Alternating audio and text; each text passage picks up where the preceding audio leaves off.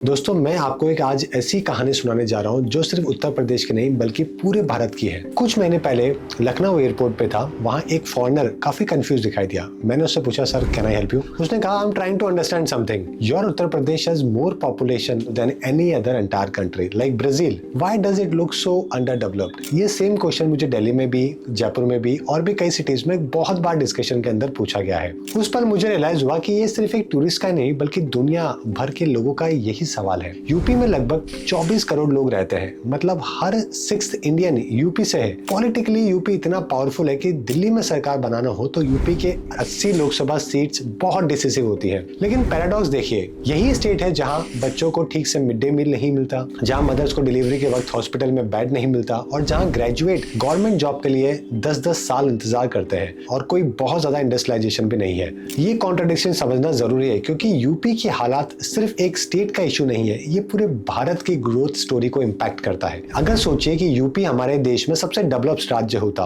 वहां से प्रधानमंत्री बनता, तो क्या आपको लगता है कि भारत की एजुकेशन, हेल्थ केयर और हमारे ह्यूमन डेवलपमेंट इंडेक्स पे बहुत पॉजिटिव इंपैक्ट होता? अगर यूपी आगे नहीं बढ़ता तो भारत कभी ग्लोबल लीडरशिप नहीं बन सकता। इसलिए आज मैं आपको बताऊंगा कि कैसे एक स्टेट जो पॉलिटिकली सबसे पावरफुल है वो इकोनॉमिकली सबसे डिपेंडेंट और अंडर डेवलप कैसे बन गया, और क्यों इंटरनेशनल एक्सपर्ट कहते हैं कि अगर इंडिया को ट्रूली डेवलप कंट्री बनना है तो यूपी को रीऑर्गेनाइज करना होगा। ये सिर्फ एक ज्योग्राफिकल चेंज नहीं बल्कि भारत के फ्यूचर का सवाल है। अगर आप भारत के मैप देखो तो सबसे बड़ा राज्य नजर आता है राजस्थान, उसके बाद में मध्य प्रदेश, उसके बाद में महाराष्ट्र और उसके बाद में उत्तर प्रदेश और गुजरात है, जो कि आपको रैंक में देखने को मिलेगा according to the area. Uttar Pradesh 2025 के एस्टिमेट के हिसाब से यूपी की पॉपुलेशन नियर बाय 24 से 25 करोड़ से ज्यादा है। अगर यूपी को हम एक कंट्री मान ले तो ब्राजील, रशिया, जापान जैसे देशों से भी ज्यादा बड़ा है। लेकिन सबसे इंटरेस्टिंग चीज यह है कि इतनी बड़ी पॉपुलेशन और पॉलिटिकल पावर होने के बाद भी यूपी डेवलपमेंट के ऑलमोस्ट सारे इंडिकेटर में पीछे क्यों है? देश के बड़े बड़े प्रधानमंत्री यूपी से आए हैं, उसके बाद में भी ऐसा क्यों हुआ? पॉलिटिकल इंपॉर्टेंस की बात करें तो यूपी के पास 80 लोकसभा सीट्स हैं, जो किसी भी पार्टी के लिए सेंट्रल में गवर्नमेंट बनाने के लिए मस्ट है। इसलिए यहाँ की पॉलिटिक्स नेशनल हेडलाइन में रहती है, लेकिन ग्राउंड पर रियलिटी कुछ और ही है। एजुकेशन की तरफ देखें तो यूपी की लिटरेसी रेट 73% है, जबकि नेशनल एवरेज 77 के आसपास है। फीमेल लिटरेसी तो और भी पीछे है, सिर्फ 66%। स्कूल ड्रॉप आउट भी बहुत हाई है, स्पेशली रूरल एरियाज में। अर्बन एरियाज में कोई बेसिक एजुकेशन और स्किल की कमी जो है वो आपको क्लियरली देखने को मिलती है। ना ही कोई बहुत बड़ा स्टार्टअप आपको यूपी से देखने को मिला है। किस्मत अच्छी थोड़ी ये रही कि दिल्ली के पास में नोएडा रहा, तो उसकी वजह से नोएडा में फिर भी थोड़ा बहुत आपको ग्रोथ देखने को मिलता है, बाकी जगह नहीं। हेल्थ सेक्टर की कंडीशन भी अलार्मिंग है। यूपी के इन्फेंट मोर्टेलिटी रेट 38 पर 1000 लाइव बर्थ है, जबकि नेशनल एवरेज 28 है। हॉस्पिटल की बेड की कमी, प्राइमरी हेल्थ सेंटर्स में स्टाफ और मेडिसिन का भी शॉर्टेज है। रूरल एरियाज में हेल्थ केयर एक्सेस बहुत लिमिटेड है। बीआरडी मेडिकल कॉलेज जैसे बड़े हॉस्पिटल में भी आईसीयू बेड्स और स्पेशलाइज्ड डॉक्टर की शॉर्टेज है, जो कि बहुत नॉर्मल है। इंफ्रास्ट्रक्चर की बात करें तो रूरल रोड्स का 40% से भी ज्यादा आज भी जो है वो कच्चा या फिर खराब है। अर्बन एरियाज में ट्रैफिक, पोल्यूशन और वाटर लॉगिंग कॉमन प्रॉब्लम्स है। इलेक्ट्रिसिटी सप्लाई भी रिलायबल नहीं है। Power cuts, low voltage complain रोज की बात है। इरिगेशन के लिए भी रीजन जैसे बुंदेलखंड बार बार ड्रॉट है जो कि फेस करता है। एग्रीकल्चर सेक्टर पे डिपेंड करता है। यूपी का आधे से ज्यादा पॉपुलेशन बुंदेलखंड रीजन में ड्रॉट की वजह से माइग्रेशन और डिस्ट्रेस बहुत कॉमन है। सरकारी कंपनसेशन स्कीम पेपर वर्क और डिले की वजह से इफेक्टिव नहीं हो पाती है। एम्प्लॉयमेंट की बात करें तो यूपी में यूथ अनएम्प्लॉयमेंट रेट में नियर बाय 10% है, जबकि नेशनल एवरेज हमेशा 7 से 8% के आसपास रहता है। लाखों ग्रेजुएट हर साल सरकारी नौकरी के लिए अप्लाई करते हैं, लेकिन वैकेंसीज बहुत कम है। प्राइवेट सेक्टर जॉब भी बहुत कम होने की वजह से इंडस्ट्रियलाइजेशन भी यहाँ पे नहीं और इन्वेस्टमेंट भी बहुत कम है। आप देखते होंगे एक वैकेंसी के लिए कितने साल है जो कि गुजर जाते हैं, लेकिन यूपी को हर साल सेंट्रल गवर्नमेंट में सबसे ज्यादा फंड है जो कि मिलता है। असल में 1971 में जब फाइनेंस कमीशन का फॉर्मूला तय हुआ, तब तमिलनाडु और उत्तर प्रदेश के बीच पॉपुलेशन का अंतर इतना ज्यादा नहीं था। तो तमिलनाडु की पॉपुलेशन थी 4 करोड़ के आसपास और उत्तर प्रदेश की नियर बाय 8 करोड़ के आसपास, डबल थी। लेकिन 2011 तक अगर आप देखें तो ये गैप बहुत बढ़ गया, जहां तमिलनाडु 7.2 करोड़ तक पहुंचा, लेकिन यूपी जो है वो 20 करोड़ के आसपास पहुंच गया, यानी कि 126% की ग्रोथ रही। तमिलनाडु और केरला जैसे स्टेट्स ने पॉपुलेशन कंट्रोल किया, लिटरेसी और डेवलपमेंट पे काफी मेहनत करी, लेकिन इनके रिवॉर्ड्स के बजाय इनको पनिशमेंट मिला। 15th फाइनेंस कमीशन के फॉर्मूला में पॉपुलेशन को इफेक्टिवली 60% एवरेज वेटेज जो कि दिया गया था, जिससे पुअर और पॉपुलस स्टेट को रिवॉर्ड मिल रहे थे और इफिशिएंट स्टेट पेनलाइज यानी सदर्न स्टेट्स जो है वो काफी रिबेलियन है जो कि कर रहे थे। खैर, अब सवाल उठता है, जब यूपी को हर साल सेंट्रल गवर्नमेंट से इतना ज्यादा फंड मिलता है तो डेवलपमेंट ग्राउंड पर क्यों नजर नहीं आता? इसका जवाब सिर्फ पैसा नहीं बल्कि गवर्नेंस, अकाउंटेबिलिटी और एडमिनिस्ट्रेटिव ओवरलोड भी है। यूपी इतना बड़ा है कि एक कैपिटल से सब कुछ इफेक्टिवली मैनेज करना मुश्किल हो जाता है। वेस्टर्न यूपी की नीड्स जैसे कि नोएडा गाजियाबाद के अर्बन प्रॉब्लम्स, पूर्वांचल के रूरल पॉवर्टी, बुंदेलखंड के ड्रॉट, ये सब अलग अलग है, लेकिन एक ही सरकारी सिस्टम सबको एक जैसे ट्रीट करके इसका सोल्यूशन कैसे निकाल सकता है?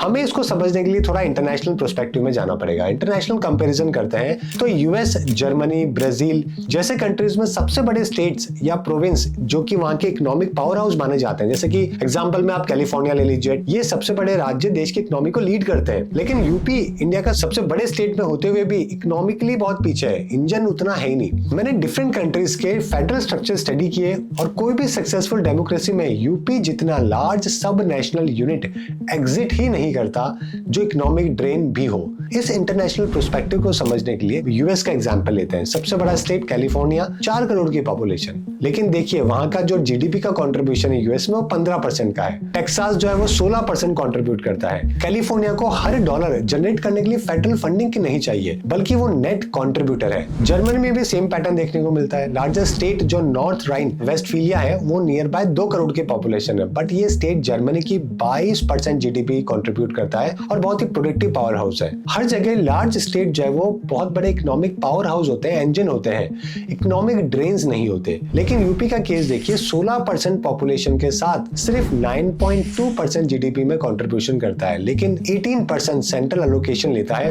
कोई इंटरनेशनल कंपैरिजन में ये सस्टेनेबल नहीं है। ये पैटर्न एग्जैक्टली अपोजिट है सक्सेसफुल फेडरल डेमोक्रेसीज का। स्विट्जरलैंड के अंदर आज 26 कैंटोन है और एवरेज पॉपुलेशन 3 लाख है। हर canton specialised economic difference activities में। रिजल्ट, वर्ल्ड का हाईएस्ट पर कैपिटा इनकम और पॉलिटिकल स्टेबिलिटी। एस्टोनिया का एग्जांपल ले लेते हैं। 13 लाख की पॉपुलेशन के साथ एस्टोनिया ने कंप्लीट डिजिटल गवर्नेंस इंप्लीमेंट किया। 99% गवर्नमेंट स्कीम ऑनलाइन है। इफिशिएंट गवर्नेंस पॉसिबल है ओनली जब आपका एडमिनिस्ट्रेटिव यूनिट जो है ना वो मैनेजेबल साइज का होना चाहिए। ये सब इंटरनेशनल एग्जांपल कंसिस्टेंटली प्रूव करते हैं कि स्मॉलर एडमिनिस्ट्रेटिव यूनिट लीड करना बेटर गवर्नेंस होता है, बेटर एफिशिएंसी होती है और फास्टर डेवलपमेंट होता है। यूपी का साइज बहुत अबनॉर्मल है, चाहे वो आप ग्लोबल स्टैंडर्ड के अकॉर्डिंग ले लो, लेकिन क्रिटिसिज्म से आगे बढ़ते हुए जब हम लोग प्रैक्टिकल सोल्यूशन की बात करते हैं तो इसका साइंटिफिकली डिजाइन आंसर ये है कि जो इंटरनेशनल बेस्ट प्रैक्टिसेस और जो ग्राउंड रियलिटीज है ना वो हमें दोनों को कंसीडर करना चाहिए। इंडिया में जब हम लोग छत्तीसगढ़, उत्तराखंड, झारखंड, तेलंगाना जैसे नए स्टेट बने तो नए और पेरेंट स्टेट दोनों को जो है वो फायदा हुआ था। एक्सपर्ट का मानना है कि यूपी का साइज खुद एक बहुत बड़ी प्रॉब्लम है। इतना बड़ा और डाइवर्स स्टेट एक कैपिटल इसको इफेक्टिवली मैनेज नहीं कर सकता, इसलिए कई पॉलिसी थिंक टैंक और कमिटीज ने सजेस्ट किया कि यूपी को 4 राज्य या फिर रीजन में डिवाइड कर देना चाहिए, जैसे कि पूर्वांचल जहां पे वाराणसी, गोरखपुर आ जाएगा, बुंदेलखंड में झांसी आ जाएगा, अवध में लखनऊ आ जाएगा, पश्चिम प्रदेश में नोएडा, मेरठ, गाजियाबाद आ जाएगा। हर रीजन की अपनी इकोनॉमिक प्रोफाइल और आइडेंटिटी है और हर एक स्टेट इनफ बड़ा होगा कि उसको इजीली मैनेज किया जा सके। ये सोल्यूशन जो है बहुत ही रियलिस्टिक है और इकोनॉमिकली वायबल भी है और इंप्लीमेंट भी किया जा सकता है। दुनिया में बहुत देशों ने किया है इसको। इस ब्लूप्रिंट की फाउंडेशन 4 डिस्टिंक्ट रीजन में जो नेचुरली यूपी के अंदर एग्जिट करते हैं और वहां पे आप देखोगे डिफरेंट इकोनॉमिक प्रायोरिटीज भी और पोटेंशियल भी है। अगर आप पूर्वांचल स्टेट की बात करोगे तो वहां पे आपको वाराणसी, गोरखपुर, आजमगढ़ मिलेगा। पॉपुलेशन कितनी होगी? 4-5 करोड़ की। कैपिटल वाराणसी या प्रयागराज हो सकती है। इकोनॉमिक फोकस होगा रिलीजन टूरिज्म क्योंकि काशी विश्वनाथ है। इसी प्रकार से agriculture modernisation, handloom industry, river Ganga के अलोंग इंडस्ट्रियल कॉरिडोर डेवलप कर सकते हैं। बहुत बड़ा पोटेंशियल है। इस पोटेंशियल की रियलिटी समझने के लिए एक रियल स्टोरी बताता हूँ। वाराणसी एयरपोर्ट पे जब मैं एक जापानीज टूरिस्ट से मिला था तो उसने स्पिरिचुअल टूरिज्म के लिए वो वहां पे आया हुआ था। वो कहता था कि Varanasi is a spiritual capital of the world, but infrastructure जो है बड़ा टेरिबल है। If this was the separate state, अगर ये होता तो यहाँ पे इंफ्रास्ट्रक्चर भी बहुत अच्छा होता और क्योटो की तरह माना जाता, फोकस डेवलपमेंट होता। अगर बुंदेलखंड स्टेट बनेगी तो उसमें झांसी होगा, ललितपुर होगा। पॉपुलेशन कितना? 2-2.5 करोड़ का होगा। कैपिटल झांसी हो जो ऑलरेडी हिस्टोरिकल सिग्निफिकेंस है। इकोनॉमिक फोकस यहाँ पे क्या होगा? Mining, drought resistant agriculture, heritage tourism, Jhansi fort भी होगा, रिन्यूएबल एनर्जी भी होगी। इस रीजन की unique challenges specialise attention require करती है, जो करंट सिस्टम में बिल्कुल भी पॉसिबल नहीं है। अवध प्रदेश अगर बनता है तो सेंट्रल यूपी जैसे कि लखनऊ, सीतापुर, रायबरेली, पॉपुलेशन वही 6 करोड़ के आसपास, कैपिटल लखनऊ रहेगी, जहां ऑलरेडी काफी डेवलपमेंट वाले इंफ्रास्ट्रक्चर है, इकोनॉमिक फोकस होगा, नवाबी culture, tourism, food processing industry, traditional craft हो गए, कल्चर हेरिटेज हो गया, एडमिनिस्ट्रेटिव एक्सपीरियंस का कॉम्बिनेशन पावरफुल इकोनॉमिक बेस है जो कि क्रिएट करता है। उसी प्रकार से जब हम लोग पश्चिम प्रदेश की बात करते हैं तो यहाँ पे नोएडा, गाजियाबाद, मेरठ, वही पॉपुलेशन 6 करोड़ के आसपास वापस से, कैपिटल मेरठ या कोई नई प्लांट सिटी हो सकती है। ये रीजन ऑलरेडी इकोनॉमिक एडवांस है और सेपरेट स्टेटस अगर इससे मिलने से इसको एक्सपोनेंशियली ग्रोथ है जो कि मिल सकती है। साथ में इकोनॉमिक प्रोजेक्शन भी यही बात बोलते हैं कि यूपी को अगर डिवाइड किया जाए तो एडमिनिस्ट्रेटिव ज्यादा एफिशिएंट होगा और ग्रोथ भी जो है वो बहुत एक्सेलरेट करेगी। पॉलिटिकल चैलेंजेस सबसे बड़ा है यहाँ पे। यूपी की 80 लोकसभा सीट नेशनल पॉलिटिक्स में किंग मेकर का रोल प्ले करती है। कोई भी बड़ी पार्टी ओपनली डिवीजन सपोर्ट नहीं करती क्योंकि उन्हें लगता है कि उनका सेंट्रल इन्फ्लुएंस कम हो जाएगा। लेकिन हिस्ट्री देखें तो तेलंगाना का क्रिएशन के वक्त भी ऐसा ही रेसिस्टेंस था, लेकिन बाद में दोनों स्टेट को बेनिफिट मिला। आज तेलंगाना भी आगे बढ़ रहा है, आंध्र प्रदेश भी आगे बढ़ रहा है, दोनों की गवर्नेंस और इकोनॉमी जो है वो इंप्रूव हुई है। इंडियन कॉन्स्टिट्यूशन में आर्टिकल 3 के तहत स्टेट रीऑर्गेनाइज किया जा सकता है। पार्लियामेंट कंसल्टेशन के बाद नए स्टेट्स बनाए जा सकते हैं। लीगल बैरियर नहीं है, सिर्फ पॉलिटिकल विल चाहिए। स्टेप बाय स्टेप अप्रोच हो सकती है। पहले कंसेंसस बिल्ड करना जरूरी है जनता के अंदर, फिर लॉ बनाना जरूरी है, फिर एडमिनिस्ट्रेटिव इंफ्रास्ट्रक्चर को डेवलप करें और धीरे धीरे जो है वो पावर ट्रांसफर करें। अब ये कौन करेगा, वही अगेन यहाँ पे पॉलिटिकल विल आ जाती है और उसका खामियाजा वहां के लोकल लोग और साथ में पूरा देश को करना पड़ता है। कॉस्ट की बात करें तो नए कैपिटल, इंस्टीट्यूशन और ट्रांजेक्शन पे नियर बाय 2 से 3 लाख करोड़ से भी ज्यादा का खर्चा आ सकता है। लेकिन लॉन्ग टर्म बेनिफिट देखोगे अगर आप तो ग्रोथ ज्यादा होगी, बेटर गवर्नेंस होगा, रीजनल इक्विटी होगी, इनिशियल कैपिटल भी कई ज्यादा गुना आएगा। वर्ल्ड बैंक, एडीबी, वहां से लोन लिया जा सकता है, उसमें कोई बड़ी बात नहीं है। बहुत देशों ने ऐसा किया, हमने पहले भी किया है, जिससे डेवलपमेंट हो सकते हैं। पब्लिक ओपिनियन भी ग्रेजुअली फेवर में आ रही है, स्पेशली पूर्वांचल और बुंदेलखंड रीजन में, जहां लोगों को लगता है कि उनकी प्रॉब्लम पे ध्यान नहीं दिया जा रहा है। आज की डेट में सिर्फ यूपी का नहीं बल्कि पूरे भारत का फेडरल फ्यूचर का जो है वो एक सवाल है। सदर्न स्टेट का फ्रस्ट्रेशन बढ़ रहा है। अगर सिस्टम में बैलेंस नहीं आए तो रीजनल डिवाइड और इनस्टेबिलिटी बढ़ सकती है। इंडिया को अपने एडमिनिस्ट्रेटिव मैप को साइंटिफिकली रिथिंक करना होगा और यूपी से शुरुआत बहुत ज्यादा लॉजिकल है। आखिर में सवाल ये नहीं है कि यूपी को डिवाइड करना चाहिए या नहीं, बल्कि यह है कि कब और कैसे। हर साल के डिले का मतलब है इनएफिशिएंसी, रिसोर्सेज का वेस्ट होना और करोड़ों लोगों के लिए लॉस्ट अपॉर्चुनिटी।